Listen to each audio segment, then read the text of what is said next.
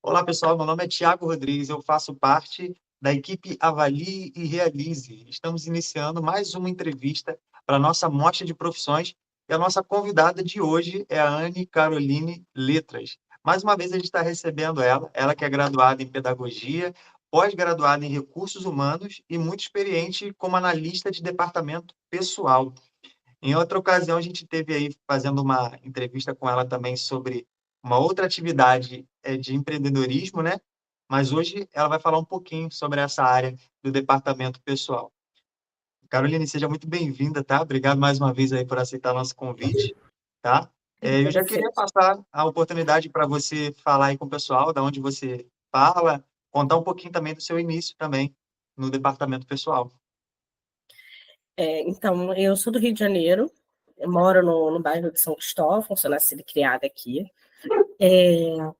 Formação e experiência na área de RH, eu basicamente me formei em pedagogia, e aí comecei a trabalhar como jovem aprendiz dentro do RH e fui migrando e fui tendo conhecimento realmente pela prática.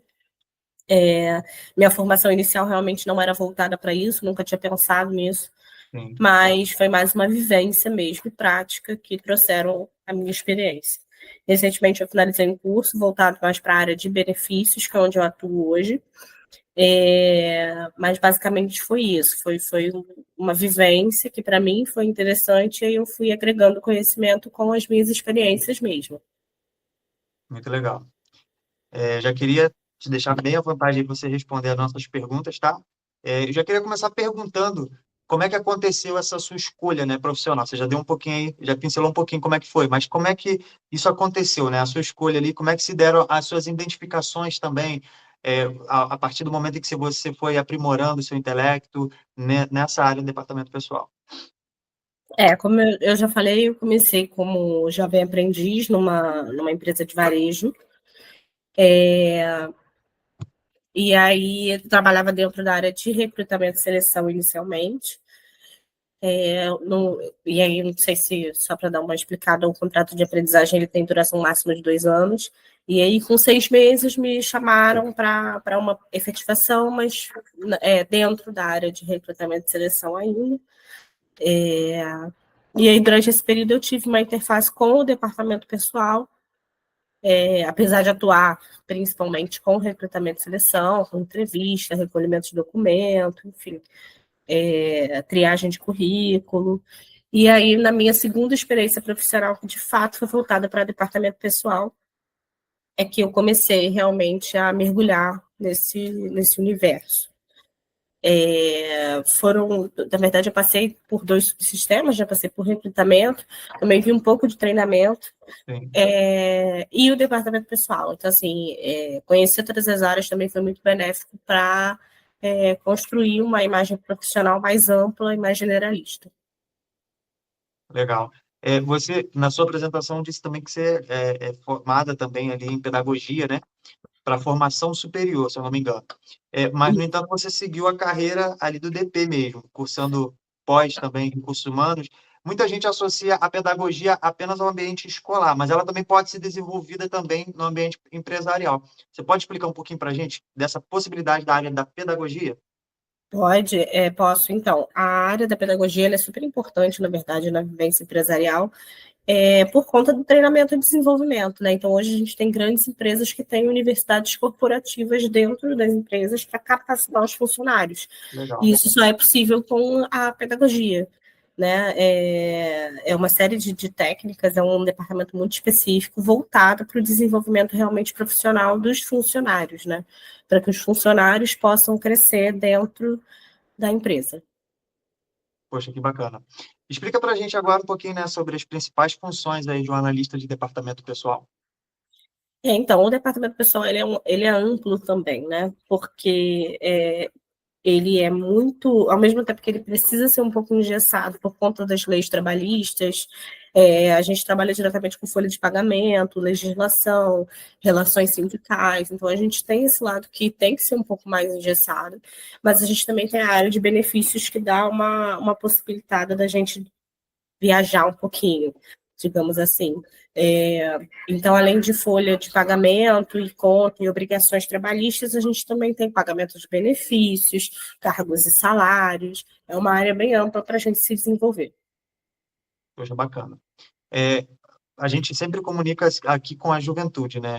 Nosso intuito é trazer uma orientação profissional para a juventude.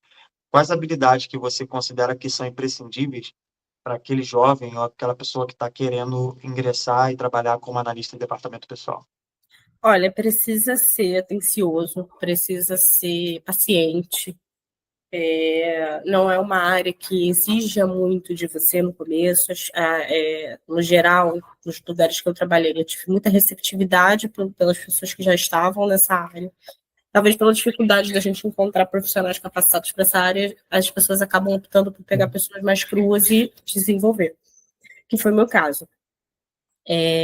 Então, acho que só precisa ter um pouco de paciência, atenção, força de vontade e vai dar super certo, porque não é um bicho de sete cabeças. É só realmente ter atenção.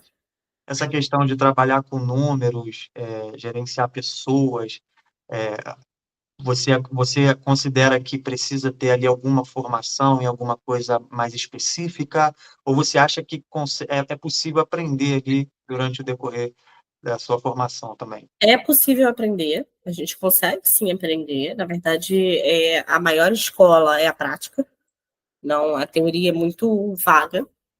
Não, é óbvio que ela é importante, ela vai dar base para tudo que te acontece.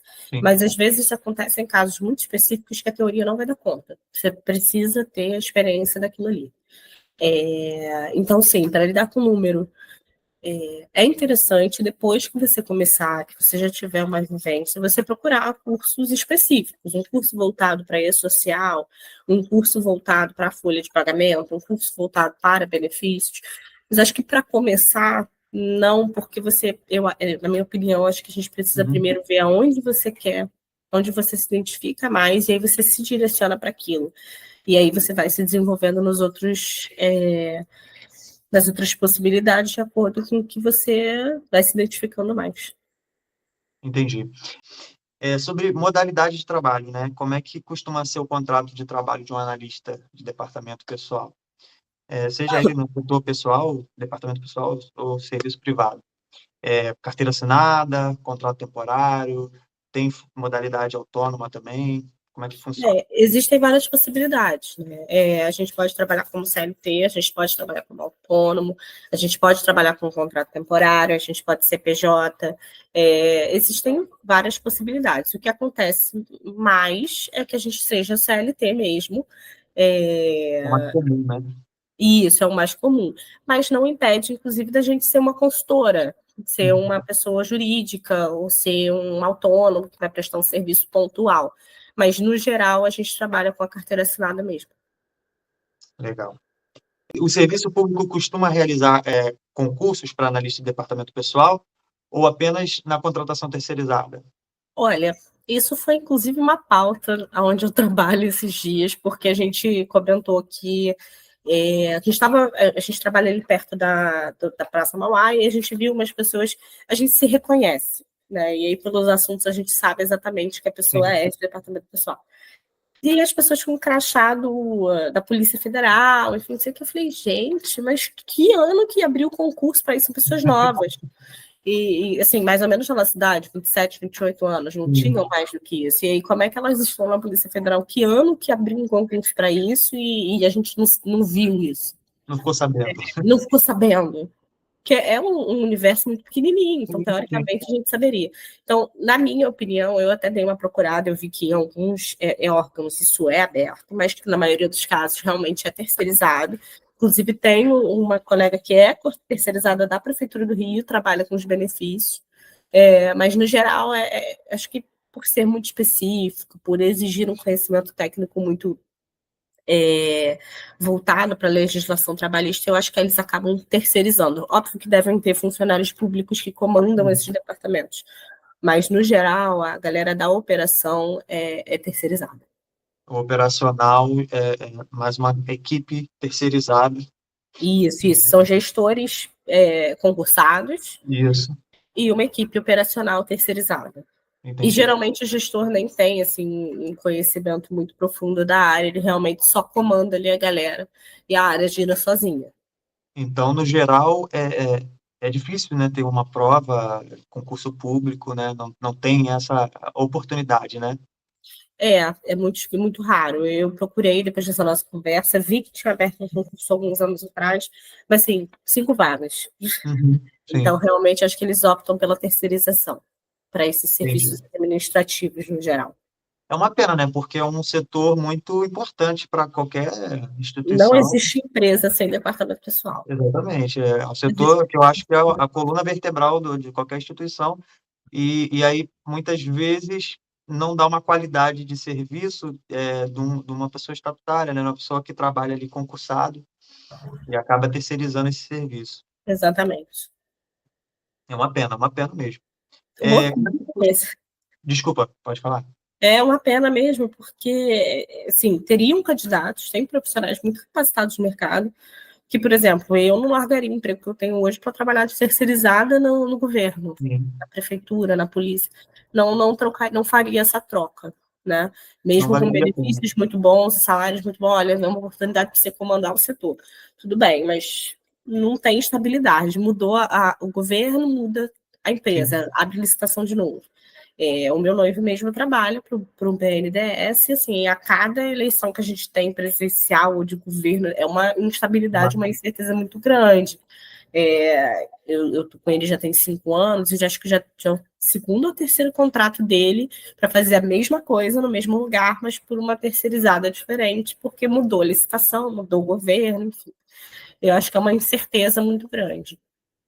Para quem está nos ouvindo aí que ainda não tem muita familiaridade, né? O concurso ele traz um pouco dessa Mais de segurança, né? segurança, isso.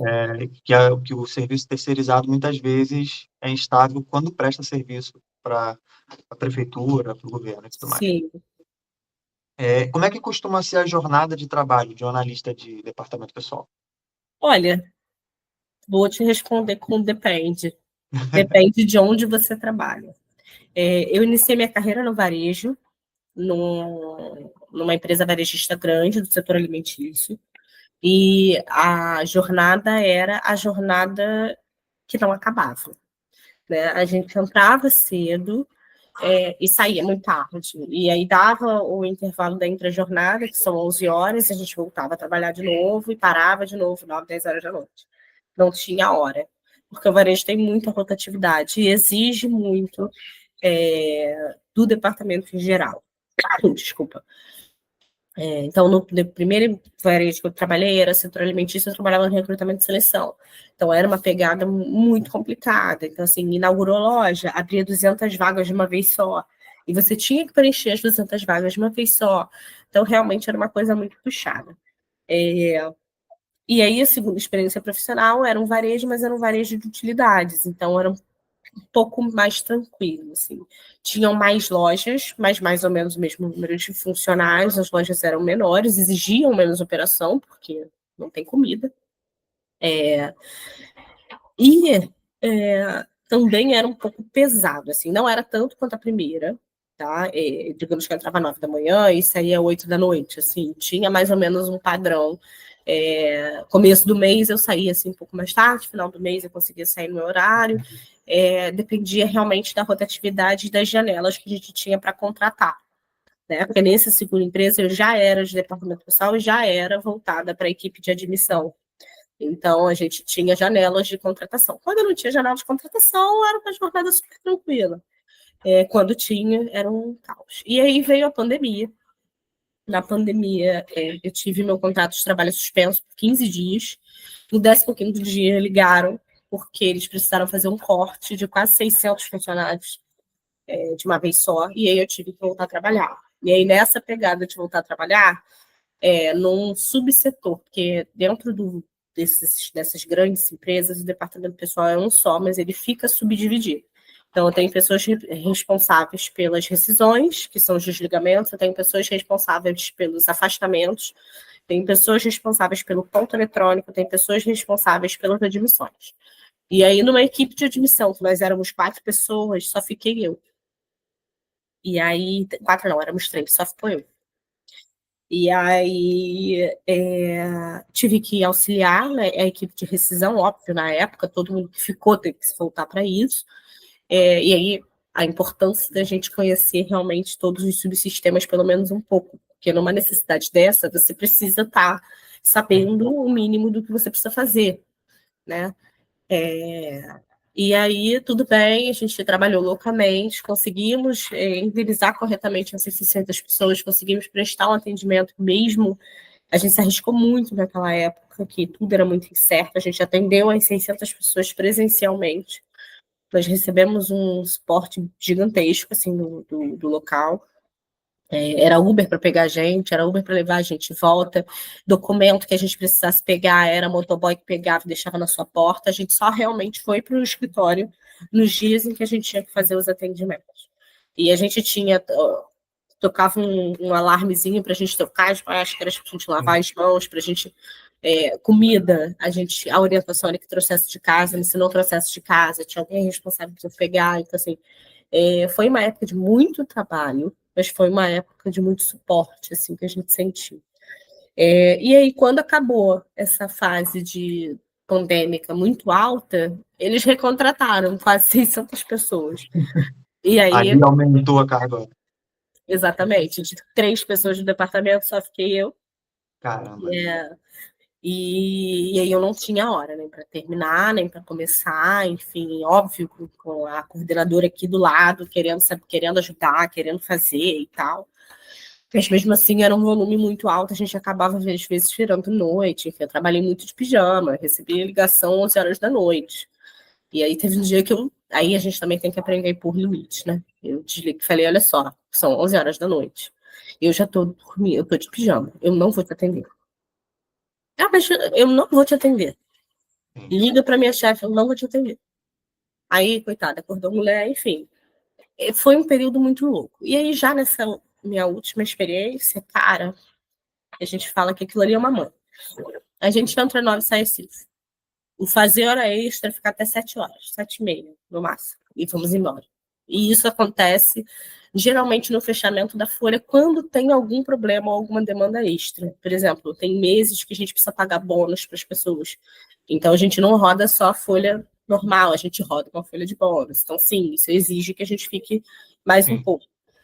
Mas tudo depende de onde você trabalha e do momento que você está. Por exemplo, na pandemia era uma loucura, a gente trabalhava sem hora para entrar, sem hora para sair, não tinha muito padrão. Inclusive, quando eu saí de lá, a gente tinha um sistema de banco de horas. Eu recebi uma ligação da minha chefe falando no mês anterior: você precisa tirar 7 folgas daqui até a semana, tipo, 3 semanas. Falei, não tem condição. Como é que eu vou tirar 7 folgas? Vou tirar 2 folgas aqui, 2 folgas ali, 3 folgas uma semana, vou ficar uma semana inteira sem trabalhar praticamente.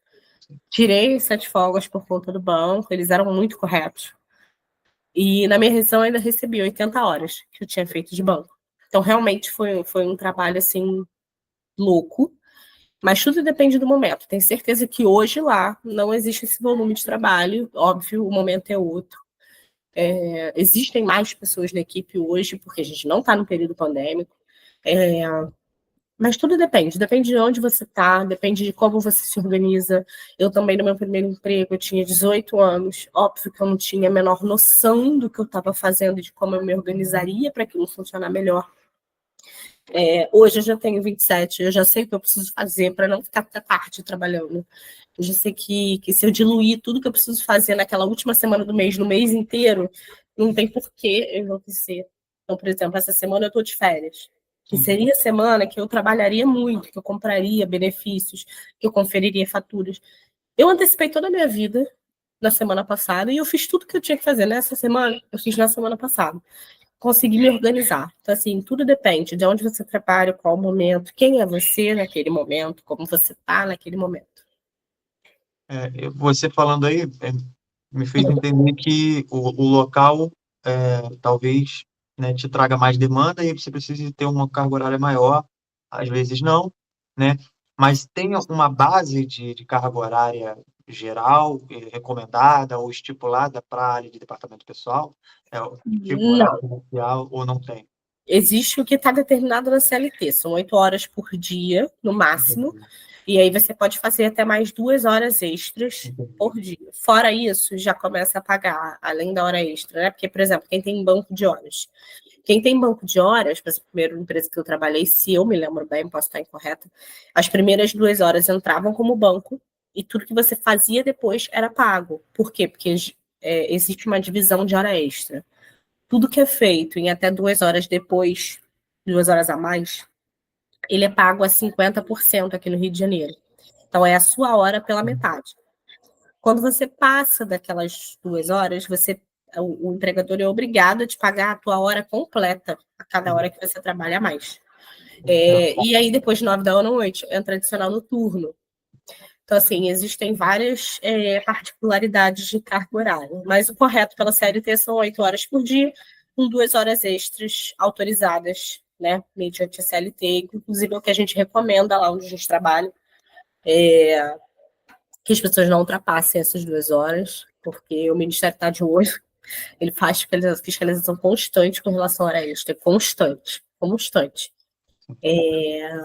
E é isso, assim, não tem nada, assim, em padrão que eu diga hoje de trabalho, de 8 a 9 horas por dia. É difícil o departamento pessoal não fazer hora extra nenhuma. Em algum momento ele vai fazer. Mas não, onde eu trabalho hoje, por exemplo, não sai muito disso, entre 8 e 9 horas. Mas legal, é importante você também ter falado a respeito da tua maturidade profissional, né? Porque há um tempo atrás você tentava abraçar mais coisa e muitas vezes que não era tão necessário, Isso aí. vamos dizer assim, né? Ou você poderia abrir mão, você poderia deixar, organizar melhor, né? Talvez, vamos dizer assim. Isso. Mas eu acho que isso é geral, sabe, Thiago? Em toda a área, né? Quando você começa a trabalhar em qualquer área, você quer aprender, você quer conquistar o seu espaço, você quer ter o seu nome ali. Geralmente, e aí foi o que aconteceu comigo. Eu queria trabalhar, eu queria mostrar o que eu fazia, eu queria ser independente, eu queria dar conta de tudo. E aí eu fui entendendo que, assim, para dar conta de tudo, são vários pratos girando. Você não consegue, você só tem 2 mãos, você não consegue. E aí algum prato fica para trás. E aí o que começou a acontecer no meu primeiro emprego? Eu comecei a ser chamada a atenção por várias coisas que ficavam para trás. Tinha que entregar 100 admissões. Beleza, eu entregava as 100 admissões, mas 30 tinha um problema. 40 tinha um problema. 40, quando chegava para fazer cadastro, faltava o RG, faltava o nome da filha, faltava o. Então, por mais que você tentasse agilizar, aconteciam os imprevistos. E aí essas coisas fogem do controle, né? Não Exatamente. tem como você controlar. E outra, assim, é o que eu falo hoje, né? O varejo, no geral, quem trabalha no varejo, acho que vai concordar. A demanda precisa ser entregue. E ela tem data e prazo para ser entregue. Como você vai entregar naquele momento, pelo menos nos 2 lugares que eu trabalhei, era isso. O importante era entregar. E você administrava depois o que estava errado, porque tudo tem prazo. Então, se você não entregar dentro do prazo estipulado para aquela tarefa ser feita, isso vai prejudicar, por exemplo, a abertura de loja. Então, você tem que entregar. E o que dá de problema, você vai administrar depois. Hoje, onde eu trabalho, não. Eu não tenho esse espaço, esse gap para organizar problema depois para administrar. Não posso. Eu preciso dar a resposta correta. Eu preciso levantar o dado correto. Eu preciso administrar os contratos no tempo correto. Se não for, se qualquer falha, tem problema. E assim, são áreas, são cenários muito diferentes. Enquanto que é uma assertividade maior, que é o meu caso hoje, eu posso virar, cara, o advogado-chefe lá, pode ligar e falar, eu quero isso, isso e isso. Eu posso falar para ele, olha, Flora, eu preciso de 15 minutos, 20 minutos para levantar isso. Aí teve uma vez que eu falei isso para ele, eu falei, me dá 10 minutos que eu já levanto isso para você. Aí ele, eu te dou horas, porque em 10 minutos você não vai conseguir me responder isso do jeito que eu quero. E é isso. E aí, no dia que ele falou isso para mim, ele alugou um apartamento na minha cabeça. Falei, por que eu falei que eu vou responder em 10 minutos uma coisa que eu realmente vou demorar pelo menos 1 hora e meia para fazer, para levantar? Fora o tempo que eu vou precisar levar para concatenar isso tudo e jogar num e-mail para ele. Óbvio que eu não vou fazer isso em 10 minutos. Por que eu estou me cobrando isso de 10 minutos enquanto eles não estão esperando isso? Eles estão esperando uma resposta correta. E aí, óbvio, se ele quiser em 10 minutos, ele vai falar. Você me manda isso em 10 minutos. Se ele não falar o tempo, olha, eu preciso, não consigo te responder isso hoje. Até quando eu posso te responder isso? É um perfil muito diferente. Se eu faço isso no varejo, é um problema. Sim. É Porque outro ambiente. é uma rotina que, se eu não entregar naquela data, vai impactar um departamento inteiro. Lá não. Lá eu quero um levantamento, eu quero salários de toda a minha equipe. Em 10 minutos eu te respondo. Aí eu quero um estudo completo de hora extra do ano. Eu não vou te responder em 10 minutos. Eu vou demorar pelo menos 3 dias para te responder. São perfis diferentes. Mas os dois são válidos, assim. Depende realmente de onde você está trabalhando. Não que o varejo seja o vilão da história. Não é, não. O varejo é uma grande escola, inclusive. Muita coisa do que eu sei, hoje eu sei trabalhar sob pressão por causa do varejo. Coisas que pessoas que trabalhavam comigo, que trabalharam comigo nesse escritório, não tinham. Então, assim, se vinha pressão, peraí, o que eu preciso fazer? Ai, meu Deus, eu falei, cara, a pressão você entrega.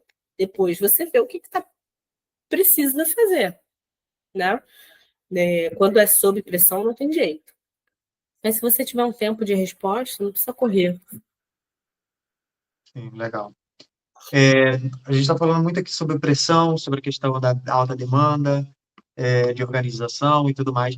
Quais condutas costumam ser adotadas por um analista de departamento pessoal para evitar, para sua própria segurança, né? Evitar riscos químicos, físicos, psíquicos, biológicos? Quais são ali as condutas que você adere?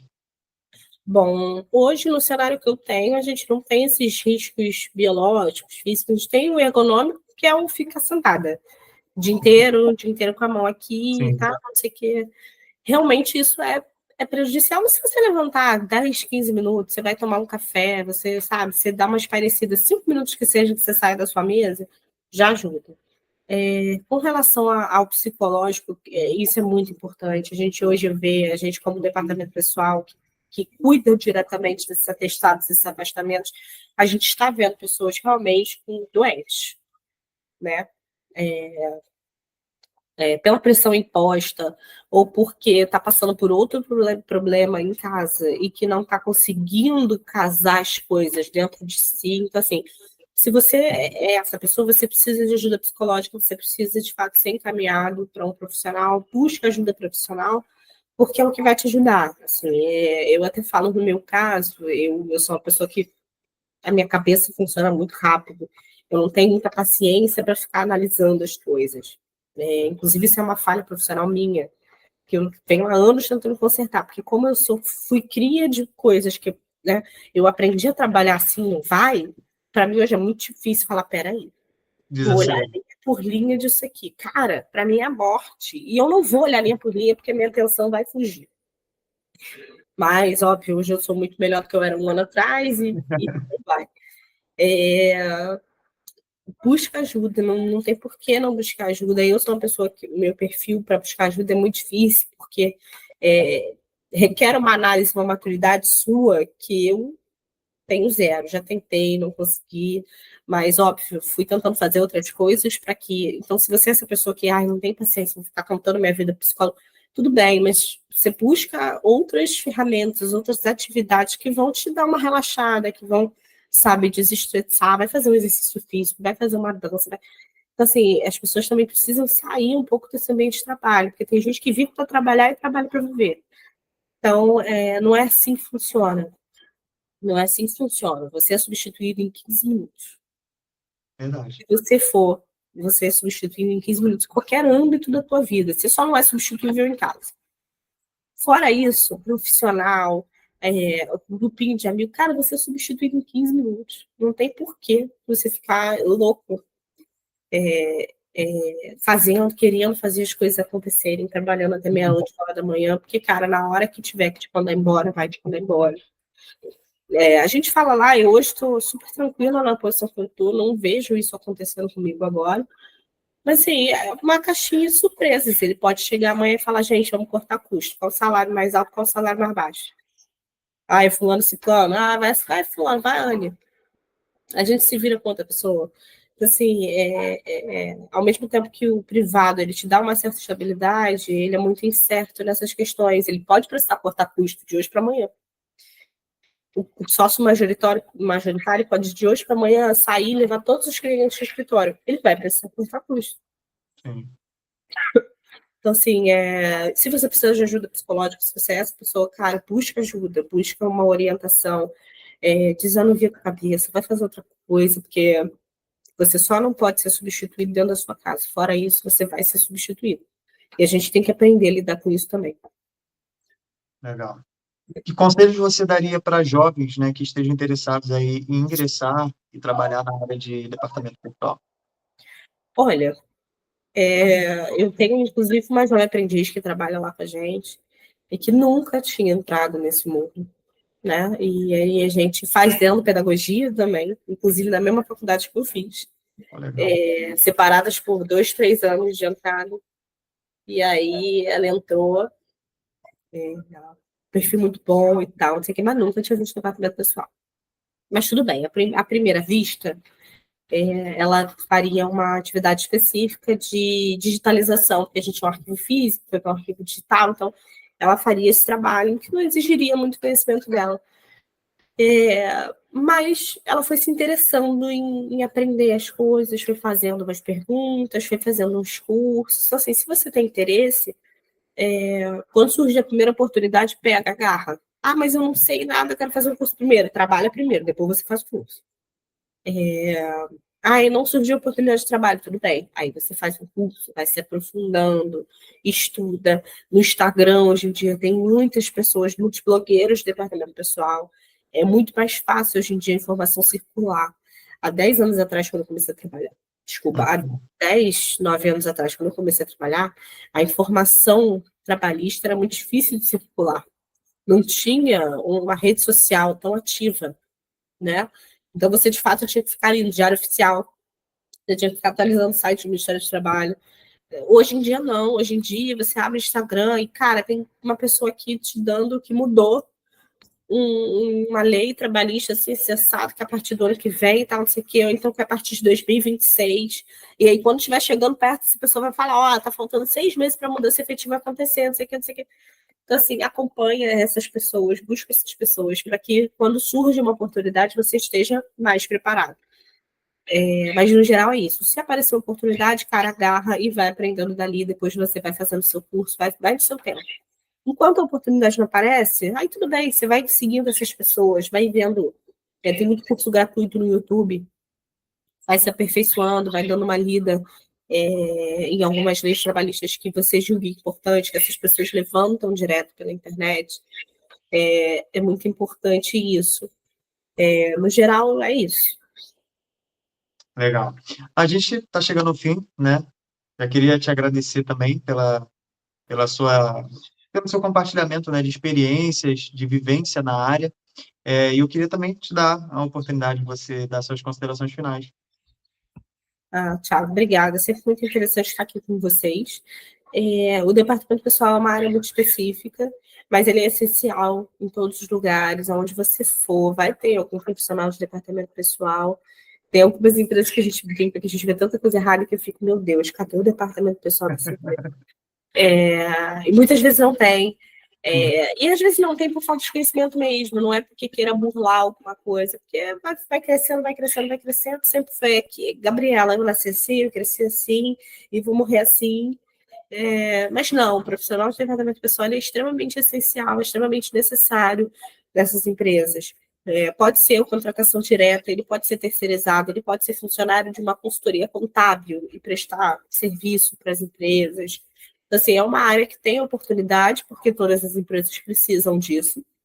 É uma área que pode parecer um pouco mais fechada de você entrar a princípio, mas não faltam oportunidades. É uma área que, comparada a outros subsistemas de RH, ainda não é tão bem remunerada assim, mas a gente está evoluindo para isso. Hoje em dia, eu lembro que meu primeiro emprego eu trabalhava o que eu já relatei que eu trabalhava horas a fio. E eu acho que eu ganhava R$ 1.300, há quase 10 anos atrás, meu Deus. Uns 8, 9 anos atrás, era R$ 1.300, eu trabalhava aquilo tudo, e eu lembro que eu saí do primeiro para o segundo emprego por uma diferença de R$ 300, porque realmente não tinha, e na época eu falei assim, olha, eles estão pagando R$ 300 a mais. E no final das contas eu recebia o que você recebia na primeira, contando com todos os descontos. E hoje eu já vejo oportunidades salariais melhores. Não muito boas, assim, mas perto do que se era praticado há 8 anos atrás, já um cenário melhor. E a gente espera que isso evolua com o tempo, que as pessoas entendam o valor do departamento, né? Porque acho que isso também vem da cultura da empresa. Hoje, a cultura de onde eu trabalho é valorizar o departamento. Então, hoje, todas nós somos muito bem remuneradas, a gente não tem que reclamar. Mas acho que também existe uma cultura, né? Se a cultura da empresa te demonstrar que tem uma valorização muito grande, maravilha. Se não demonstrar, cara, pode ser uma escola, vai ser uma coisa boa para você, eu acho que você tem que ir mesmo, enfim. Ainda mais gente que está começando a trabalhar, que ainda tem pai, tem mãe, tem alguém para ajudar financeiramente, só vai. Depois você vê o que vai dar. Mas é uma área muito recompensadora, a gente recebe muito carinho dos funcionários. A gente acaba conhecendo todo mundo. Acaba conhecendo família, acaba conhecendo filho, a gente sabe o nome de filho, a gente sabe o nome deles, a gente sabe o que aconteceu, a gente sabe que o filho tem isso, tem aquilo. É muito recompensador, porque na hora que tem algum problema e que você está ali para ajudar, o agradecimento depois é muito recompensador, sabe? Legal.